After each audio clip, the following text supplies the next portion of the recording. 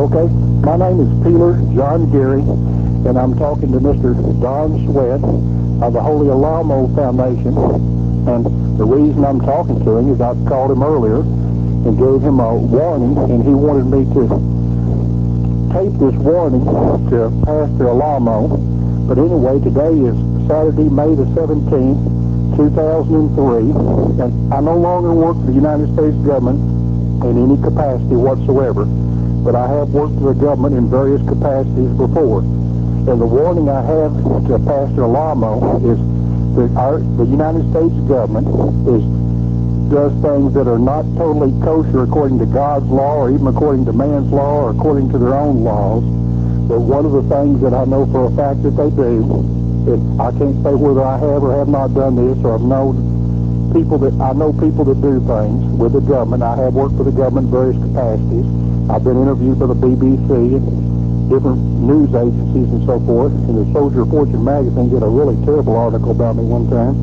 Told me the worst agent the government's ever had, or something to that effect. I forget. It was a terrible, slanderous thing. I'm not that bad, I don't think. But anyway, with my warning to Pastor Alamo was that the government works in mysterious ways, and one of the techniques they can use is pretend that Pastor Alamo's on a list, which he is on the list, I know for a fact, because I've talked to people.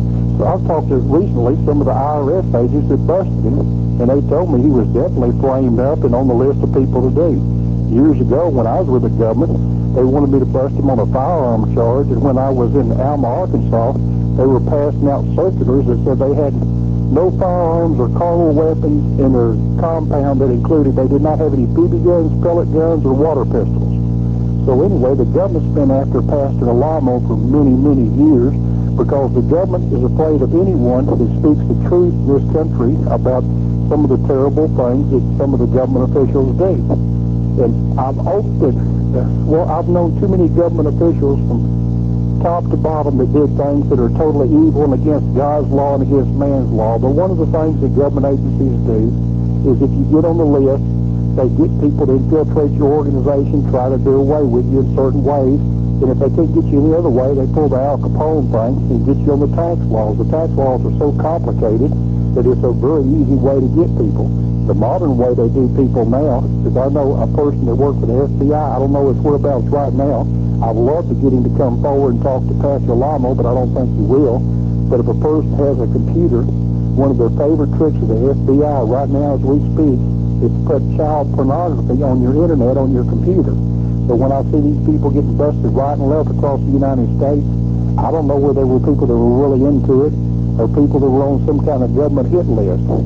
And I personally knew William Jefferson Clinton, also known as William Jefferson Bligh.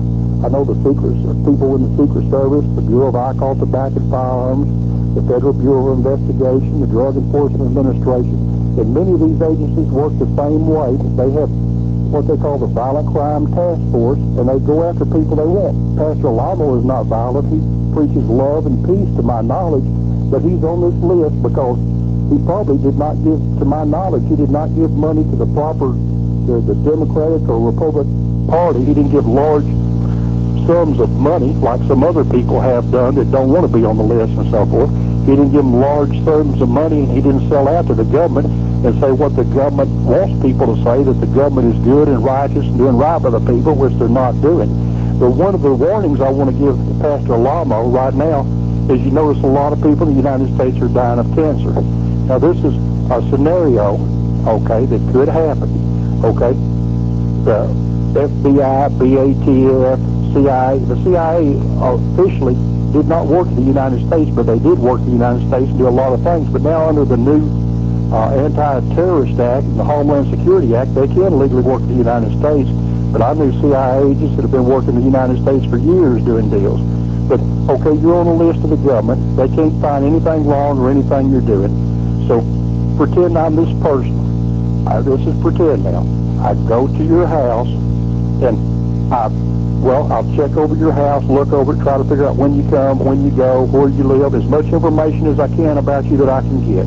Okay, then after I do that, I go to the local water department of the town, and I show them a badge and tell them I'm a federal agent, and what I need is a water person's uniform, because I need to go and watch this person's house and supervise it. And most of the local government agencies are proud to help out the federal government on a deal. And so then I go to your house and I take my little black bag of dirty tricks with me, which may include, I have lead-lined gloves, and then I have a little thing that looks like a pencil lead. But this little pencil lead is used in Texas and overseas in oil-producing countries. This little pencil lead is a type of uranium compound. I think it's uranium P35, but I'm not exactly sure the designation of it. But it looks like a tiny little pencil lead out of a mechanical pencil. It comes in a lead-lined case. And what they do in the legitimate purposes for this thing is they drop it down an oil well, and then they drop a few sticks of dynamite with blasting caps with it, and they explode it. When they explode it, they can get a Geiger counter and look at the fissures in the ground and figure out which way the fissures go in the ground and try to figure out where they need to drill for oil. That's the legitimate purpose of it. But one of the purposes that the United States government uses for this device is they get this little tiny device, get lead-lined gloves, and I go to your house, knock on the door, and I tell you that your water meter is messed up, that I need to change out your water meter because it's costing you too much money. And you're proud that I'm changing your water meter out because it's defective and costing you too much money. So I go around there, I undo the incoming line on your water, turn off the water, get into the incoming line on your water meter, and I get this little copper screen wire. I put my lead-lined gloves on. I put this little uranium element inside the copper screen wire, and then I put it on the incoming line to your home or your business. And then what happens is then I leave and put it back together, knock on the door, put a note, tell you that your water's fixed, everything's perfect and working well now, you can go back to using your water again. So then anyway, about a week later, your goldfish die. You change the water in your goldfish a little bit and your goldfish die. And then you have a parakeet and your parakeet dies because birds, some animals are more sensitive than others. And then the fur starts coming out of your dog or your cat, but you just think they're shedding and stuff. And then they start getting sick and the vet can't figure out what's wrong with them.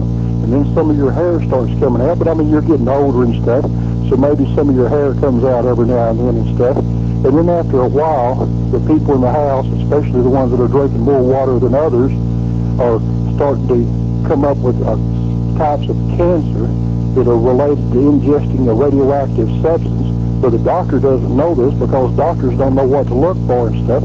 So you're dying of some kind of poison. Radiation is a type of poison and one of the best poisons there is.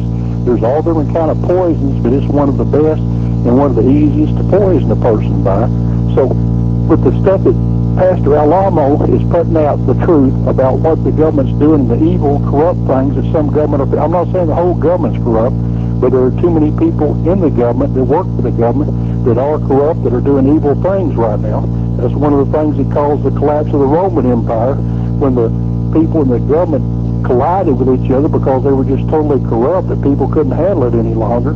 But I'm afraid that history tends to repeat itself in spiraling cycles, and we're there right now. But I'm warning Pastor Alamo that things like that could happen to him. Also, I know personally a man that lives right here where he lives in the Sherwood area of North Little Rock. I've asked him permission, and he will not give me permission to use his name because he still works for the United States government. He's retired from the United States Air Force, and he works in an official capacity. He got a degree in engineering and in science. He works for the Air Force. Well, he retired from the Air Force, but what he does now, he goes to a place where he needs to do a deal to someone, and he goes to a pharmacy, and they shipped him a biological agent from a United States government pharmacy. He says he's a diabetic. They ship him something in the mail. He gets it in the mail to pharmacist because he's a diabetic, alleged diabetic. I don't think he really is. But anyway, he gets this substance, and there are different substances that are passed different ways.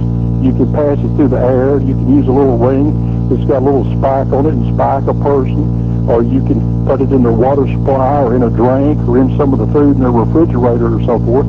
But if you notice, for example, look back at history and you remember John Fitzgerald Kennedy was assassinated. But now even on the History Channel, they don't say the man, they say the men that killed President Kennedy. They've even done specials about it. And Pastor Alamo has even related in some of his publications that it's fairly known common fact now that it wasn't